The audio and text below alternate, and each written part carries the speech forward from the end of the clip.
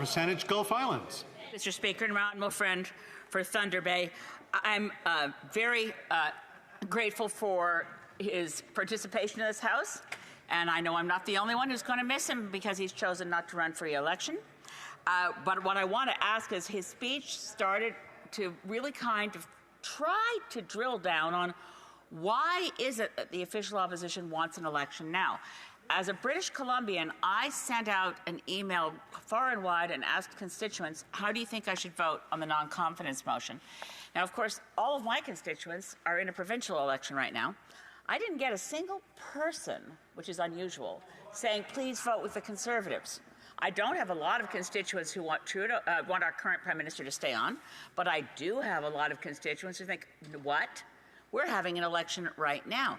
One of the things that occurred to me, and I'll ask the honourable member because he has spoken of foreign interference, is it perhaps that the Leader of the official opposition wants to avoid any questions as to why he does not seek top secret security clearance? And I think we need to ask him to do so there isn't a lingering question about whether he's worried he wouldn't get it.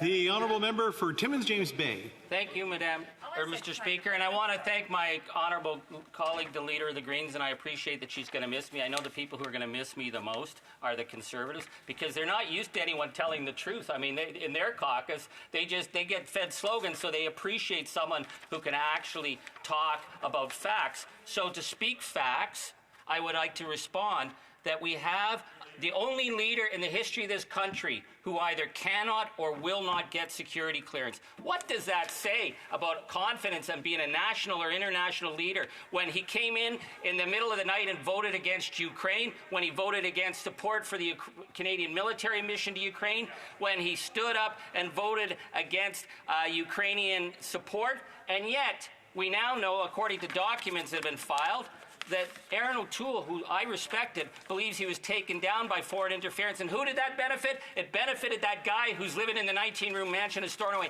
He needs to answer that question. Why isn't he here to explain his role in taking down Aaron O'Toole? I ask him, stand up, stop hiding behind the desk. Reprise du débat, continuing.